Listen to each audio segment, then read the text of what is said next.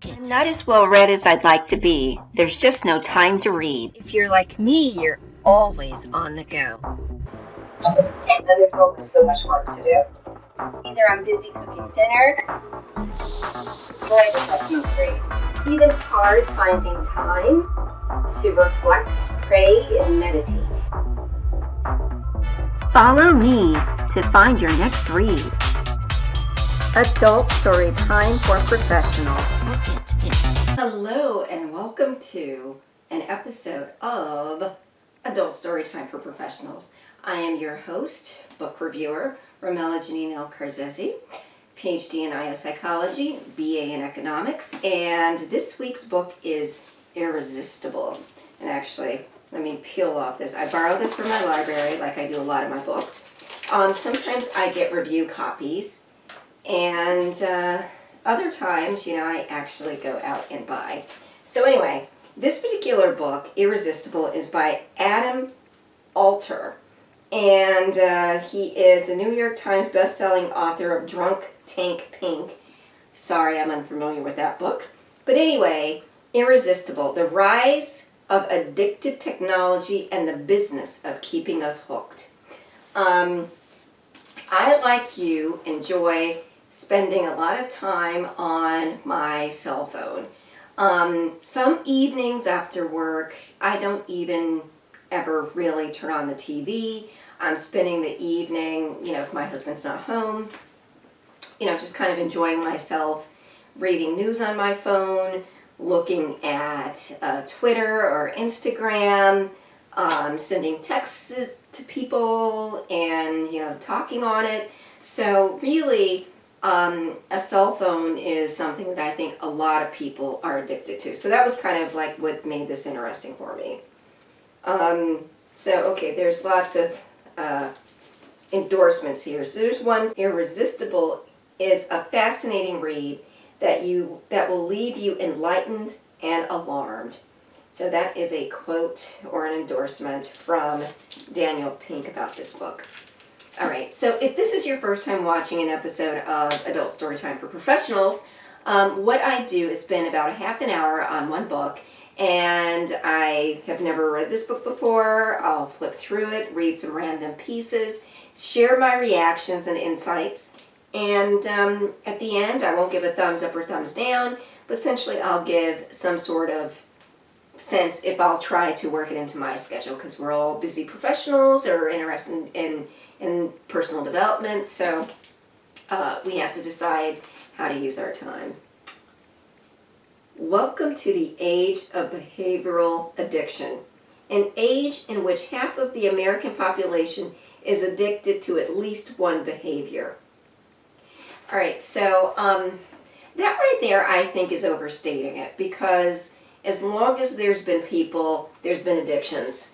That's not new. I think, psychology does a better job now in terms of understanding and explaining addiction to people, and how addiction works. Through rigorous science, we understand that better. And there's a lot of people looking at it. So I think, we're more aware of addiction. But the baseline, I think, of addiction is the same. What we're addicted to has changed, and the ways in which we can become addicted has changed, but I think the base rate of addiction is the same, so I don't know if I agree with that. Anyway, we obsess over our emails, Instagram likes, Facebook feeds, and we binge on TV episodes and YouTube videos. We work longer hours each year, and we spend an average of 3 hours each day using our smartphones. Half of us would rather suffer a broken bone than a broken phone. I definitely know some people like that. So my husband is funny. Not that he would rather have a broken bone, but he has been prone to developing the cracked screen. I don't know how many ways he has damaged various different screens on the various different iPhones we've had. But he goes through withdrawals when, that period between the screen broke or it's not reactive or, he's only seeing half of it. to when it's fixed. You know, it's definitely like he's not in the best mood. It's funny. You know, knock wood, I've never had any problems with my screen. Alrighty, let's get into the book. Let's see here. Alright, so the contents. The prologue. Alright, so someone liked iced tea. Never get high on your own supply. That's an iced tea lyric, basically, that was made popular. Part 1, what is behavioral addiction and where did it come from? Part 2, the ingredients of behavioral addiction or how to engineer an addictive experience. Part 3, the future of behavioral addiction and some solutions. Alright, so I need to get a better understanding of this guy's background. So here's Adam. Adam is an associate professor of marketing at New York University Stern School of Business. He is the author of the New York Times bestseller, Drunk Tank Pink, and Other Unprecedented Forces That Shape How We Think, Feel, and Behave, and has written for the New York Times, New Yorker, Atlantic, Wired, Slate, Washington Post, and Popular Science, among other publications. Okay, so he studied quite a bit of psychology, even though the application of it has been in marketing. Alright, so I'll give him some credibility on that. He doesn't seem to be weaving all over the road, but I do prefer that psychologists talk about psychology stuff. For 90 minutes, Jobs explained why the iPad was the best way to look at photos, listen to music, take classes on iTunes University or iTunes U, browse Facebook, play games, and navigate thousands of apps. He believed everyone should own an iPad, but he refused to let his kid use the device. I had heard that before, because he knew. He knew what he had made. This is unsettling. Why are the world's greatest public technocrats also its greatest private technophobes? Can you imagine the outcry if religious leaders refuse to let their children practice religion? Many experts both within and beyond the world of tech have shared similar perspectives with me. Several video game designers told me they avoided the notoriously addictive game World of Warcraft, and exercise addiction psychologists called fitness watches dangerous, the dumbest things in the world, and swore she would never buy one. The founder of an internet addiction clinic told me she avoids gadgets newer than 3 years old. She has never used her phone's ringer and deliberately misplaces her phone so she isn't tempted to check her mail. You shouldn't have to play games with yourself. That's my reaction to that. Her favorite computer game is Myst, released in 1993 when computers were still too clunky to handle video graphics. The only reason she was willing to play Myst, she told me, was because her computer froze every half hour and it took forever to reboot. Come on. You shouldn't have to play games with yourself. Addictive behaviors have existed for a long time. Okay, good, he's acknowledging that. But in recent decades, they become more common, harder to resist, and more mainstream. I don't know if they're more common. I think there's more awareness of what addiction is. And I think maybe the nature of addiction has changed to where people are better at understanding how the mind works. So there probably is greater efficiency in terms of making you become addicted to something. But anyway. Meanwhile, we've made the problem worse by focusing on the benefits of goal setting without considering its drawbacks. Goal setting was a useful motivational tool in the past because most of the time humans prefer to spend as little time and energy as possible. We're not intuitively hardworking, virtuous, and healthy. But the tide has turned. We're now so focused on getting more done in less time that we've forgotten to introduce an emergency brake. So I think a point is being missed here, maybe. If people are doing something they like to do, they want to continue doing it. If people are doing something they don't want to do, then you'll see those behaviors that were referenced. You'll see the procrastination, you'll see the efforts to try and get out of it, you'll see all of the different ways people will try to avoid working. But if it's something people are interested in, they will like chase after it, want to do it all the time and never get bored. That little piece there I think is missing. Irresistible traces the rise of addictive behaviors, examining where they began, who designs them, the psychological tricks that makes them so compelling, and how to minimize dangerous behavioral addiction, as well as harnessing the same signs for beneficial ends. If app designers can coax people to spend more time and money on a smartphone game, perhaps policy experts can also encourage people to save more for retirement or donate to more charities. That's a very good point. And there was this one game that I was playing, and I'm not a person that normally plays games on their phone, but I happened across this game, and it was like one of those interactive stories that I'd always liked those types of books where you can kind of pick your path, and if you pick this way, the story unfolds in one path. If you pick the other option, the story goes in a different direction. All of this good stuff, smartphone game. And in order to get certain clues or to be able to do certain things that you wanted to do, you had to have enough tokens. Now, initially, you had enough tokens to be able to, select the option that you wanted. But eventually, it got to a point where you had played enough chapters. I think it was like 2.5 chapters in. And then you got to a point where you had to ante up in order to make the choice that you wanted to make. And it was clear that if you didn't ante up and make the choice that you wanted to make, the whole story was going to go kaput. Like this little budding romance of these college freshmen wasn't going to work out. That irked me.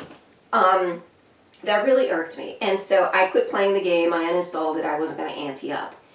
But what I noticed was, because there was this little loop in the music that kept playing in the background as long as you were playing the game, I could hear that music like an earworm, almost wanting you to reinstall the game so you could hear that little ditty. That's the type of stuff that, it could be irresistible if you're not the type of person to be like, no, that's not going to work on me. So I think having a predisposition for being addictive, no matter what it is relevant to if something actually draws you in and keeps you in. So that's an aspect of this whole addictive thing that has to be explored. The rise of behavioral addiction. A couple of years ago, Kevin Holish, an app developer, decided that he wasn't spending enough time with his family. The culprit was technology, and his smartphone was the biggest offender. Holish wanted to know how much time he was spending on his smartphone each day, so he designed an app called Moment. Moment tracked Holish's daily screen time, telling how long he used his phone each day. I spent months trying to reach Holish because he lives by his word. On the Moment website, he writes that he may be slow to reply to email because he's trying to spend less time online. Eventually, after my third attempt, Holish replied with a polite apology and agreed to talk. The app stops tracking when you're just listening to music or making phone calls, Holish told me. It starts up again when you're looking at your screen, sending emails, or browsing the web, for example. Holish was spending an hour and 15 minutes each day glued to his screen, which seemed like a lot. Some of his friends had similar concerns, but they had no idea how much time they lost to their phones. So Holish shared the app and asked people to guess what their daily usage was, and they were almost always 50% too low. That's scary. All right, so here's a little graphic. Overall average was 3 hours. Some 12% of users were 0 to 1 hours, and then there were 1% of extreme users that were using 7 or more hours a day on the smartphone. amazing, but we knew that. All right, so let's see. The first behavioral addicts were 2-month-old babies. In early December 1968, 41 psychologists who studied human vision met in New York City at the annual meeting of the Association for Research in Nervous and Mental Disease to discuss why our ability to see sometimes fails. It was a who's who of academic luminaries. Roger Sperry would win the Nobel Prize in Medicine 13 years later. Neuroscientist Wilder Pinnefeld was once described as the greatest living Canadian, and Stanford's William Dement was crowned the father of sleep medicine. In attendance was the psychologist Jerome Kagan, who a decade earlier had joined Harvard University to create the first program in human development. By his retirement a half a century later, he was listed as the 22nd most eminent psychologist of all time, ahead of giants like Carl Jung, Ivan Pavlov, and Noam Chomsky.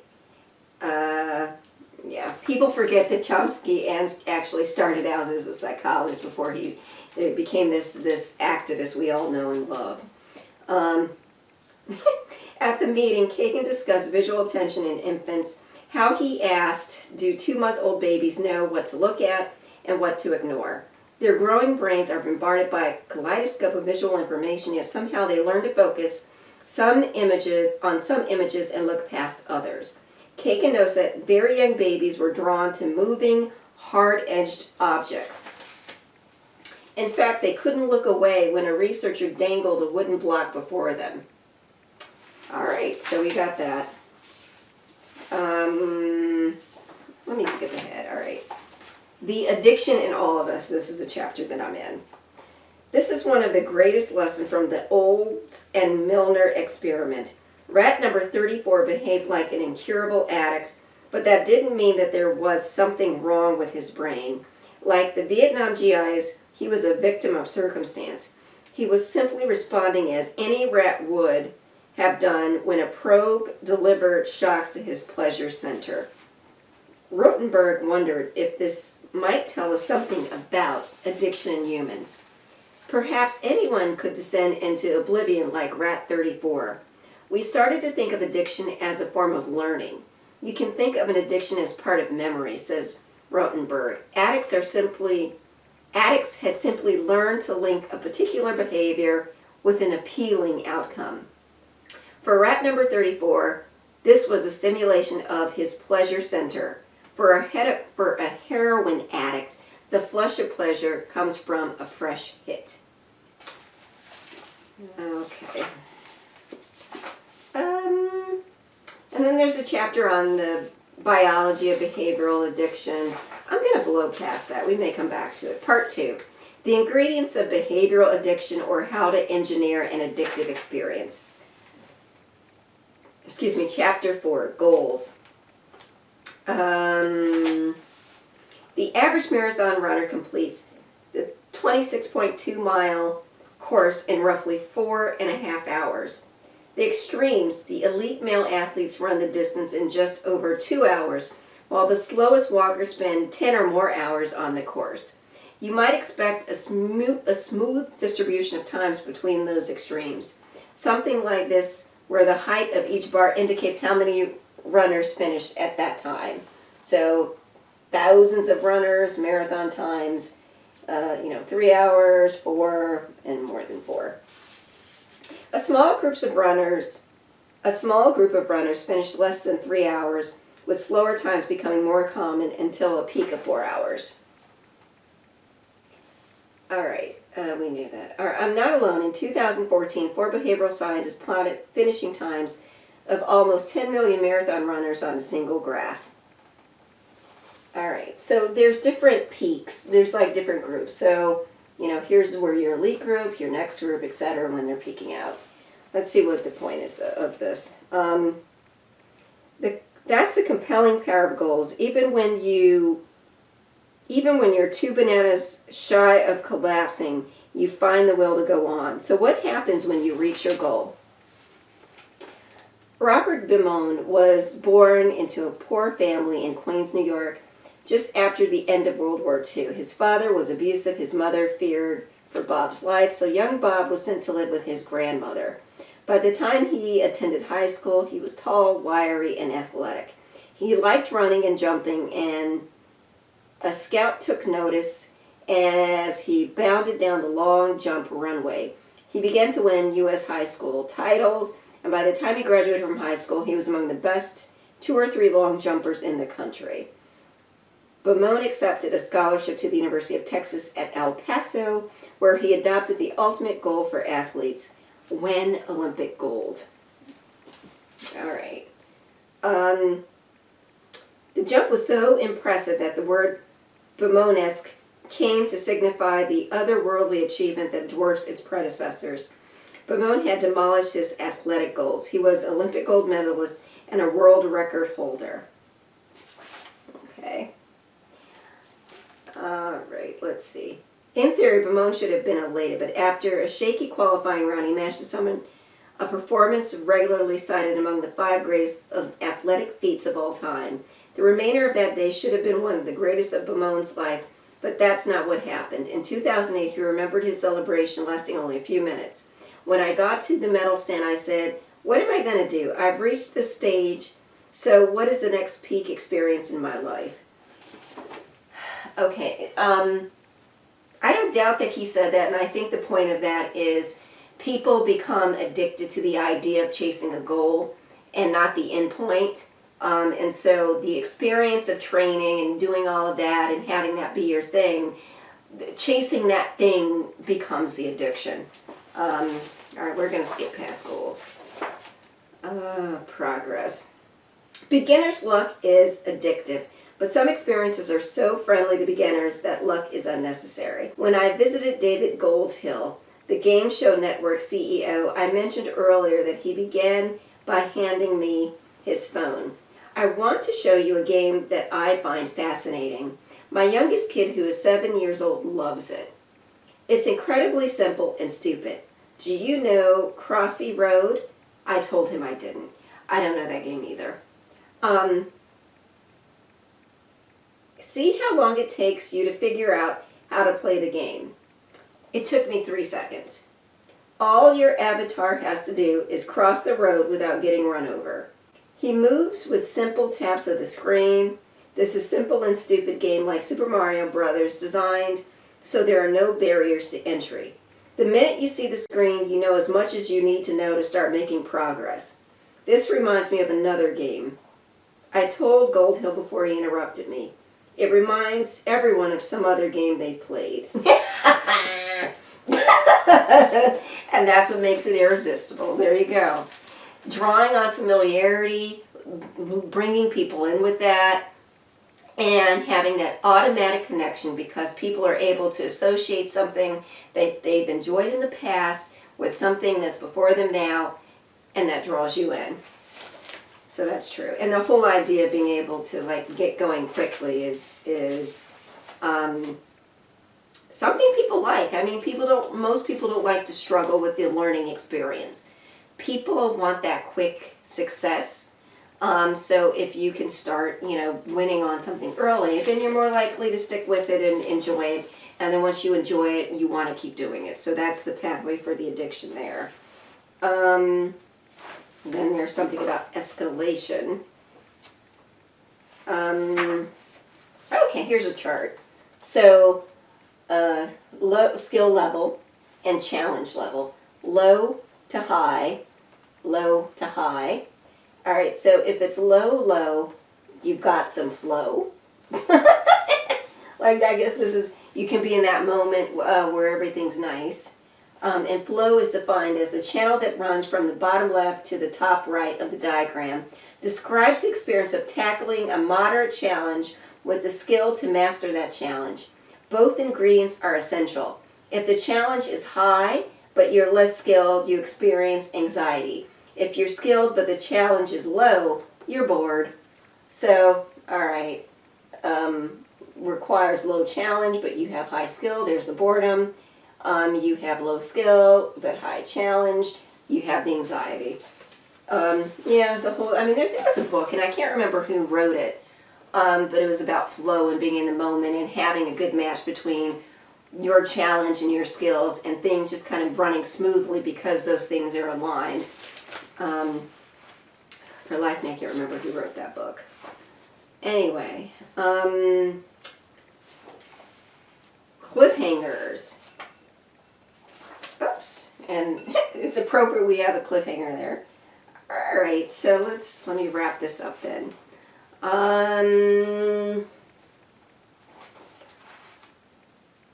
Other chapters, nipping, addictions at birth is something.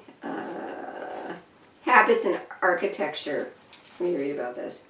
McGinnis and Hodson's own words, although characterized by an outward and vocal opposition to sexual freedom, regions characterized by stronger political right orientations were relatively associated with greater underlying attraction to sexual content. Okay,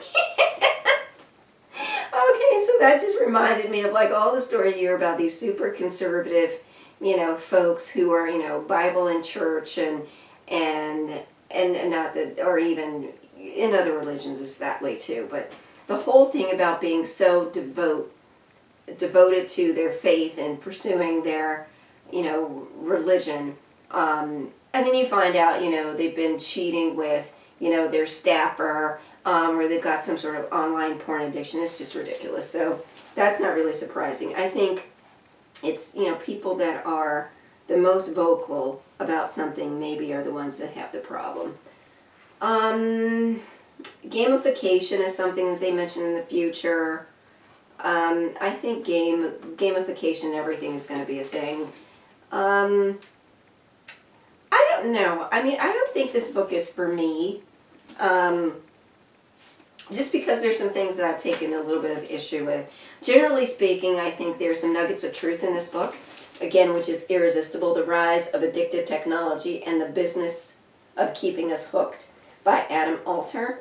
I think it's a good book. I think it's, well written, well researched, and that's what I mean by a good book. Again, I don't give a thumb up or thumbs down, but just sharing my impressions of the book. I think there's science in this book. There's good references to studies that have been done. So if you want to understand how things have developed and you don't have a background in psychology or you haven't studied, the behavioral technology things and looking at it from the user experience point of view, then this book might be something for you. I don't think I will try to work this into my schedule, but I think it's something that, again, if you're a technology person, this might be worth you reading. So you have to make your own decision. But until next time, thank you for watching this episode of Adult Storytime for Professionals. See you next time. Bye-bye.